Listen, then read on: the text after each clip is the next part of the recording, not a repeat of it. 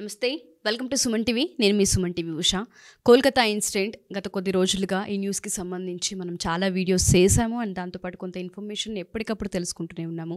So నిన్నటి వరకు మనం చూసుకుంటే సుప్రీంకోర్టు ట్రయల్స్ కూడా జరుగుతున్న ప్రాసెస్ ఏదైతే ఉందో కొన్ని విషయాలు బయటికి వెలువడ్డాయి. వాటిని వీడియో రూపకంగా రవీంద్రనాథ్ గారు దానికి సంబంధించిన పూర్తి డీటెయిల్ని కూడా అందించడం జరిగింది. అండ్ దాంతోపాటు ప్రస్తుతం మనం అక్కడ చూసుకుంటే ఆర్జికర్ హాస్పిటల్లో వర్క్ చేస్తున్న స్టూడెంట్స్ కావచ్చు, చదువుకుంటున్న స్టూడెంట్స్ కావచ్చు, పరిస్థితి ఏ విధంగా ఉంది, ప్రజెంట్ వాళ్ళ సిచ్యుయేషన్ ఏంటి, వాళ్ళు దేనికోసం ఇంకా ఫైట్ చేస్తూ ఉన్నారు అండ్ వాళ్ళని ఏం ప్రశ్నిస్తూ ఉన్నారన్న వాటిపైన ఇంకొంత సమాచారం మనకి గ్యాదర్ అయిన దాంతోపాటు సుప్రీంకోర్టు ట్రయల్స్ ఇవాళ కూడా కొనసాగుతూ ఉన్నాయి. కాబట్టి అసలు ఏ విషయాలు బయటికి వెలువడ్డాయి, సిబిఐ ఎంక్వైరీ ఏ విధంగా కొనసాగుతూ ఉందన్న వాటిపైన రవీంద్రనాథ్ గారు మనతో ఉన్నారు. ఆయన అడిగి తెలుసుకుందాం. నమస్తే రవీంద్రనాథ్ గారు. కోల్కతా ఇన్సిడెంట్కి సంబంధించి నెల రోజుల పైన అయిపోయింది రవీంద్రనాథ్ గారు. మనం చాలా విషయాలు మాట్లాడామండి. ఒక ఆడపిల్లకి 14 చోట్ల ఇంజూరీస్ అయింది అంటే చిన్న విషయం కాదు. అది మాట్లాడుకోవడానికి కూడా కొన్నిసార్లు భయానికాన్ని కలగజేస్తుందనే చెప్పాలి. ప్రతి ఆడపిల్ల కూడా ఇవాళ బయటకు వచ్చి పోరాడుతుంది, అరుస్తుంది, కామెంట్ రూపాల్లో కామెంట్ చేస్తుంది అంటే రేపటి రోజున నాకు రాదని గ్యారంటీ ఏంటన్న సిచ్యుయేషన్ని ఆ ఇన్సిడెంట్ కల్పించేసింది. బట్ ప్రతి ఒక్కరు అదే ఇన్సిడెంట్ నుంచి ఏం కోరుకుంటున్నారంటే ఒక జస్టిస్ అనేది ఇంకెవరైనా ఇలాంటిది చేయడానికి భయపడాలి. ప్రతి ఆడపిల్ల, మెడికల్ స్టూడెంట్ కావచ్చు, ఇంజనీరింగ్ స్టూడెంట్, ఏ స్టూడెంట్ అయినా గడప దాటి బయటికి వెళ్ళిందంటే సెక్యూరిటీ ఏంటి, లా ఏం చెప్తుంది, ఎటువంటి జస్టిస్ని ఇస్తుందన్న దానిపైన యావత్ ప్రపంచం ఎదురు చూస్తుంది. అసలు ట్రయల్స్ ఏ విధంగా కొనసాగుతూ ఉన్నాయి అండ్ అక్కడ స్టూడెంట్స్ ఎటువంటి ధర్నాన్ని ఇంకా కొనసాగిస్తూ ఉన్నారు. ఆగస్ట్ 8న ఈ దుర్ఘటన జరిగింది. కరెక్ట్గా నిన్న సెప్టెంబర్ 8కి 1 మంత్ కంప్లీట్ అవ్వడం, సెప్టెంబర్ 9th ఒక డేట్ ప్రకారం నేను సుప్రీంకోర్టులో ట్రయల్స్ కూడా చేయడం జరిగింది. అయితే ఈ 30 రోజుల పాటు అనేక రకాలైన పరిణామాలు మనం చూసాం. ముఖ్యంగా హెల్త్ వర్కర్స్, డాక్టర్స్ అయితే పూర్తిగా జస్టిస్ కోసం చెప్పి తమ డ్యూటీస్ వృత్తిని కూడా పక్కన పెట్టేశారు. వృత్తిని టోటల్గా పక్కన పెట్టి కంప్లీట్గా రోడ్ల మీదకి వచ్చి వాళ్ళు రాస్తారోకోలు, ధర్నాలు, హర్తాలు, రకరకాల రూపకంగా శాంతియుతంగా చేస్తున్న ధర్నాలు అయితే మనం చూస్తున్నాం. దీనికి సంబంధించి నిన్న సుప్రీంకోర్టులో జరిగిన ట్రయల్స్ మొత్తాన్ని మనం పరిశీలిస్తే 4 రకాలుగా మనం దాన్ని విభజించి చెప్పాం. అందులో మొదటిది ఏంటంటే సంఘటన జరిగేటువంటి సంబంధించి సిబిఐకి కొన్ని గైడ్లైన్స్ ఇవ్వడం జరిగింది. Number 2, at the same time ప్రభుత్వం తరపున వాదిస్తున్నటువంటి కపిల్ సిబాల్ గారికి కూడా ఒక ఇన్ఫర్మేషన్ చెప్పడం జరిగింది, ఎలాంటి ప్రికాషన్స్ తీసుకోవాలని చెప్పడం జరిగింది. మూడవది, ఎవరైతే సమ్మె చేస్తున్నటువంటి రాస్తారోకోలు, ధర్నాలు, హర్తాలు ఎవరైతే చేస్తున్నారో వారికి సంబంధించి కూడా ఒక సూచన చేయడం జరిగింది. 4వది CISF, Central Industrial Reserve Police, Security Force, వీళ్ళకి సంబంధించి కూడా, అంటే వీళ్ళు కూడా మా భద్రతా దళాల కిందకు వస్తారు. ముఖ్యంగా ఈ ప్రభుత్వ ఆసుపత్రులు ఇట్లాంటి దగ్గర వీళ్ళు ఎక్కువగా ఆ సెక్యూరిటీ వింగ్ వాళ్ళే ఉంటారు. సో వాళ్ళకి సరైనటువంటి సదుపాయాలు ఇవ్వట్లేదనే విషయం మీద వాళ్ళ నుంచి ఒక కంప్లైంట్. ఈ 4 భాగాలుగా వాళ్ళు చేయడం జరిగింది. దీనికి సంబంధించినటువంటి మొత్తం ట్రయల్స్ ఈ రకంగా మనకు తెలిసింది. అయితే ఇందులో 3వ పాయింట్ అయినటువంటి ఈ ఎవరైతే రాస్తారోకోలు, ధర్నాలు చేస్తున్నారో వీరికి సూచిస్తూ ఒక విషయం చెప్పడం జరిగింది. మెత్తగా మందలిస్తూ కొద్దిగా గట్టిగా చెప్పినట్టుగా చెప్పారు. ఏదైతే ఈ జూనియర్ డాక్టర్లందరూ కూడా రాస్తారోకోలు, ధర్నాలు ఏవైతే చేస్తున్నారో ఇది మీరు చేయాల్సిన వృత్తిది కాదు, జరగాల్సిన విషయం మీద మేము కోర్టులు ఉన్నాయి, మీ న్యాయస్థానాలు ఉన్నాయి, మేము దానికి సంబంధించి మేము చూస్తాం. మీరు ఇమీడియట్గా మీరు మీ విధుల్లోకి జాయిన్ అవ్వండి. సాయంత్రం 5 గంటల్లోగా మీ సమ్మెలన్నీ వినిపించేసి ఈవినింగ్ 5 o'clockలోగా మీరు వెళ్ళి మీ డ్యూటీస్లో జాయిన్ అవ్వమని చెప్పి క్లియర్గా చేశారు. ఎవరైతే జాయిన్ అవుతారో డ్యూటీస్లో వాళ్ళ మీద ఎటువంటి కేసులు ఉండవని, ఇంకా జాయిన్ కాకుండా మేము ఇంకా చేస్తాం అనుకుంటే మాత్రం డెఫినెట్గా మీ మీద కొన్ని చట్టపరమైన చర్యలు కూడా ఉండే అవకాశం ఉంటుందని చెప్పి మందలించినట్టుగా చెప్పకనే చెప్పినట్టుగా ఒక హెచ్చరిక అయితే సుప్రీంకోర్టు నుంచి జారీ చేయడం జరిగింది. నిన్న ముఖ్యంగా రాస్తారోకోలు, ధర్నాలు చేస్తున్నటువంటి జూనియర్ డాక్టర్ సంబంధించి. అయితే ఈ విషయాన్ని బయటకు వచ్చినటువంటి ఎవరైతే విన్నటువంటి బయట నిరసనకారులు, హర్తాలు చేస్తున్న వాళ్ళు మాత్రం సుప్రీంకోర్టు ఇచ్చిన తీర్పు మీద కొంత మాత్రం డిఫైన్ చేస్తున్నారు. వాళ్ళు ఇది కరెక్ట్ కాదు, ఎందుకంటే మాకు జస్టిస్ రావాలి, 30 రోజులైంది కానీ మమ్మల్ని డ్యూటీల్లోకి చెప్పడం కరెక్ట్ కాదు, మా ధర్నాలు, రాస్తారోకోలు, నిరసన తెలపడం మా యొక్క ప్రాథమిక హక్కు. సో జరిగిన యాజిటేషన్ మాకు అక్కడ సెక్యూరిటీ పాయింట్ ఆఫ్ వ్యూ చాలా అంటే లోపించింది, ఫెసిలిటీస్ మాకు అక్కడ జరుగుతున్నాయి కాబట్టి మేము చేస్తామని చెప్పి వీళ్ళు నిన్న ఒక ప్రెస్ నోట్, నిన్న సాయంత్రం ఒక ప్రెస్ నోట్ రిలీజ్ చేశారో దానికి తగ్గట్టుగానే ఈరోజు మధ్యాహ్నం అక్కడ స్వస్థ భవన్ అని చెప్పి ఏదైతే వెస్ట్ బెంగాల్లో హెల్త్ డిపార్ట్మెంట్కి సంబంధించిన స్వస్థ భవన్ దగ్గర చాలామంది వేలాది మంది గుమ్ముగూడి ఈరోజు అక్కడ ప్రొటెస్ట్ చేయడం కూడా జరిగింది. దీనికి సంబంధించి మమతా బెనర్జీ గవర్నమెంట్ కూడా మమతా బెనర్జీ గారు కూడా ఒక నోట్ రిలీజ్ చేశారు, ఆడ ప్రెస్ నోట్ కూడా రిలీజ్ చేశారు మమతా బెనర్జీ గారు.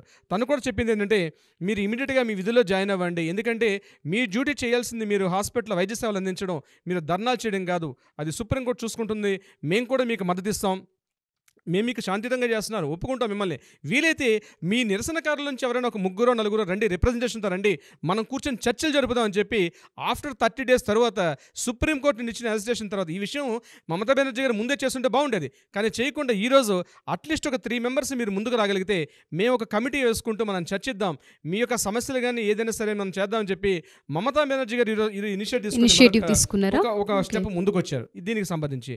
అయినప్పటికీ కూడా వాళ్ళు మేము ఈరోజు ఈవినింగ్ 5 o'clock మేము జాయిన్ అయ్యాము, మేము మాత్రం నిరసన చేస్తాం, మేము యథావిధిగా మా యొక్క ఏదైతే ఉందో మా యొక్క డిమాండ్స్ 3 డిమాండ్స్ వాళ్ళు చెప్తున్నారు. నెంబర్ 1 విక్టిమ్స్కి విక్టిమ్ ఎవరైతే ఉన్నారో ఆమెకి న్యాయం జరగాలి. నెంబర్ 2 ఎవరైతే నిందితుడు ఉన్నాడో నిందితుడు ఇమీడియట్గా శిక్ష అనేది ఇమీడియట్గా జరగాలి. మూడవది మమతా బెనర్జీ రాజీనామా చేయాలి. Not only Mamata Banerjee, CP రాజీనామా చేయాలి.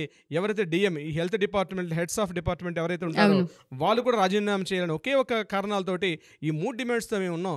కాబట్టి ఈ 3 డిమాండ్స్ మాకు నెరవేరలేదు కాబట్టి మా నిరసనలు ఇట్లనే మేము చేస్తామని చెప్పి ఈరోజు వాళ్ళు ఎక్కడంటే బల్గేరియా నుంచి శ్యామ్ బజారు, లాల్ బజార్లో పోలీస్ హెడ్ క్వార్టర్స్ ఉన్న place, exactly Lal Bazar central ఉంటుంది, అంటే ఇది సెంట్రల్ కోల్కతాలో ఉంటుంది. అక్కడ వీళ్ళందరూ కలిసి ప్రొటెస్ట్ చేస్తున్నారు, ధర్నాలు. Total health workers, medicos, non medical staff, teaching staff, medico teaching staff అందరూ కూడా వచ్చి ప్రొటెస్ట్ చేయడం అన్నది నిజంగా ఈరోజు వెస్ట్ బెంగాల్లో మాత్రం వాతావరణం చూస్తుంటే డెఫినెట్గా మాత్రం కొంత అలజడిగా ఉన్నట్టుంది. నిన్న సుప్రీంకోర్టు తీర్పును కూడా వాళ్ళు ధిక్కరించే విధంగా కనిపిస్తున్నారు. ఈరోజు ఈవినింగ్ 5 o'clock తర్వాత నిజంగా వాళ్ళు జాయిన్ అవుతారా ఏమిటి అన్నది మనకు రేపటి వచ్చే రిలీజియన్ న్యూస్ అయితే మనకు తెలిసే అవకాశం ఉంటుంది. ఉష గారు, సో ఏదేమైనా మీరు అన్నట్టుగానే సుప్రీంకోర్టు సుమోటుగా తీసుకున్న తర్వాత యావత్ ప్రపంచం కూడా చాలా ఒక రకంగా రిలీఫ్ పొందింది. ఎందుకు అంటే న్యాయం ఖచ్చితంగా వస్తుంది, జస్టిస్ జరుగుతుందనే నమ్మకంతో ఇప్పటిదాకా ఎదురు చూస్తూ ఉన్నాం. ఏదైతే జస్టిస్ కావాలి అని కోరుకుంటూ ఉన్నారో ప్రొటెస్టర్స్ ఎవరైతే ఉన్నారో అక్కడ 3 పైన వాళ్ళు గట్టిగా కూర్చున్నారు, సంకల్పించుకున్నారని మీరు చెప్తూ ఉన్నారు. మమతా బెనర్జీ గారి రిజైన్ కావచ్చు, లేదు అంటే మెడికోకి సంబంధించిన ఎవరైతే హెడ్స్ ఉంటారో హెల్త్ డిపార్ట్మెంట్ వాళ్ళకి సంబంధించిన రాజీనామాలు కావచ్చు, అండ్ దాంతోపాటు ఎవరైతే అసలు ఈ ఇన్సిడెంట్కి సంబంధించి ఎవరైతే పాల్పడ్డారో వాళ్ళకి శిక్ష ఏదైతే పడాలని కోరుకుంటున్నారో దానికి సంబంధించి కావచ్చు, వీటన్నింటికి సంబంధించి అందరితో పాటు మనం కూడా దాని గురించే ఎదురు చూస్తూ ఉన్నాము. అంటే త్వరితగతిన రావాలని ప్రతి ఒక్కళ్ళు అడుగుతూ ఉన్నాము. అసలు ఇంకా ఎంత టైం పట్టే అవకాశం, అంటే ట్రయల్స్ కంటిన్యూస్గా జరుగుతూ ఉన్నాయి. మీరు హైకోర్టు అడ్వకేట్ కాబట్టి అడుగుతున్నాను, కొంతలో కొంత ఇన్ఫర్మేషన్ మీ దాకా వస్తూ ఉంటుంది, అడ్వకేట్స్ మీరు మాట్లాడుకుంటూ ఉంటారు, మీకు తెలుసు కోర్ట్స్ ఏ విధంగా ఉంటాయి అనేది. ఒకసారి దాని గురించి ఇన్ఫర్మేషన్ ఏదైనా ఇచ్చే అవకాశం ఉందా రవీంద్రనాథ్? బేసిక్గా చెప్పాలంటే ఉష గారు, ఇక్కడ సంఘటన August 8th ఎర్లీ మార్నింగ్ జరిగింది 9 o'clock. ఇక్కడ ఏం జరిగింది, ట్రైనీ డాక్టర్ డ్యూటీలో ఉన్నటువంటి ట్రైనీ డాక్టర్ ఆవిడ మార్నింగ్ 4 o'clock ఆ టైంలో తను అక్కడ పడుకున్నటువంటి సమయంలో ఒక నిందితుడు వెళ్ళాడు, ఆమె మీద అత్యాఘాయిత్యం చేశాడు. ఇది యాక్చువల్ సంఘటన. ఇక్కడ ఆ ఒక్క సంఘటన జరగలేదండి. ఆ కాలేజీ ప్రిన్సిపాల్ గారు ఉన్నటువంటి ఆయన మీద ఆర్థిక అవకతవకలు ఉన్నాయి, ఆయన అక్రమాస్తులు ఉన్నాయి, చాలా ఉన్నాయి. ఇందులో ఇది ఎక్కడో బయట ఎక్కడో జరిగింది అనుకోండి, ఎవరు అన్నోన్ పర్సన్ చేశారనుకోండి, ఫర్ ఎగ్జాంపుల్ చెప్తున్నాను. ఇప్పుడు కొన్ని విషయాలు సంఘటనలు జరిగాయి. ఇప్పుడు ఇంతకుముందు మనకు జరిగిన సంఘటనలు కూడా కలకటాలో ఒక పబ్లో ఒక అమ్మాయి ఇట్లానే వెళ్ళి బయటకు వస్తుంటే 4 రోడ్డు మీద రేప్ చేసి చంపేస్తే ఇమీడియట్గా అట్లాంటి యాక్షన్ తీసుకోవచ్చు. కానీ ఇదేంటంటే ఒక కాలేజీలో, అది కూడా డ్యూటీలో ఉన్నటువంటి ఒక వైద్యురాలు ఈవిడ, ట్రైనీ డాక్టర్ ఈవిడ, అటువంటి వ్యక్తికి జరిగిన సంఘటన అంటే ఇది ఏదో అప్పటికప్పుడు జరిగిందా, దీనిలో ఎంతమంది హస్తాలు ఉన్నాయి, అసలు ప్లాన్ ఎప్పటి నుంచి ఉంది, ప్లాన్ ఎప్పటి నడుస్తుంది, దీనికి ఇంటర్లింక్స్ చాలా తీస్తారు. అసలు ఆ అమ్మాయిని అటాక్ చేయడానికి గల మెయిన్ కారణం ఏంటి? ఏదో ఇప్పుడు అన్నోన్ పర్సన్ వచ్చాడు, జరిగింది సమ్ రేప్ అండ్ మర్డర్, అయితే పలానా పర్సన్ కనిపిస్తున్నాడు కాబట్టి ఎక్యూజ్ చేస్తారు, ట్రయల్స్ అవుతే డిస్కషన్ జడ్జిమెంట్ ఇచ్చేయచ్చు. బట్ ఈ కేసు అట్లాంటి కేసు కాదు. ఎందుకంటే మెడికల్ కాలేజీలో షీఈ్ స్టూడెంట్, సంజయ్ రాయ్ ఎవడు అదే కాలేజీలో ఇతను ఉన్నటువంటి సివిక్ వాలంటీర్, అదే కాలేజీ బయట ఇతను వర్క్ చేస్తున్నాడు. ఈ కాలేజీలో ప్రిన్సిపాల్ గారి మీద కొన్ని ఆర్థిక అభియోగాలు కావచ్చు, లేకపోతే హ్యూమన్ ట్రాఫికింగ్, ఇల్లీగల్ కి సంబంధించిన కొన్ని ఆరోపణలు కూడా ఉన్నాయి, ట్రాఫికింగ్, ఇట్లా చాలా అభియోగాలు ఉన్నాయి. సో ఈ అమ్మాయి మీద ఏదో జరిగిందంటే ఏదో రేప్ చేసి చంపేశాడు, ఏదో సెక్షన్ 64 and 103 అన్నట్టు చెప్పే పరిస్థితి కాదు ఇది. దీని వెనకాల చాలా హిడెన్స్ ఉన్నాయని తెలిసి వాళ్ళు ఎందుకు సస్పెక్ట్ చేస్తున్నారు. అందువల్ల నేనేమనుకుంటే బీయింగ్ అన్ అడ్వకేట్గా మీరు అడిగారు కాబట్టి చెప్తున్నాను, ఇది ఏదో ఓవర్ నైట్ టక్కన మార్నింగ్ వేసేసి జడ్జిమెంట్ అయిపోయింది కాబట్టి దిస్ ఇస్ అక్యూజ్డ్కి ఇమీడియట్గా ఒక లైఫ్ డెత్ లేకపోతే డెత్ సెంటెన్స్ ఇవ్వడం లేకపోతే లైఫ్ టైం ఇంప్రిజ్మెంట్ ఇవ్వడం అనేది ఇన్స్టెంట్గా ఇచ్చే పరిస్థితి కాదు ఇది ఇక్కడ. ఎందుకంటే దీనిలో ఇది ఇన్సిడెంట్ డిఫరెంట్గా చూడాలి. ఎస్ ఎగ్జాక్ట్లీ అమ్మాయికి విక్టిమ్ జరిగింది, ఆ అమ్మాయి మీద రేప్ అండ్ మర్డర్ జరిగింది, ఎస్ ఎగ్జాక్ట్లీ కరెక్టే.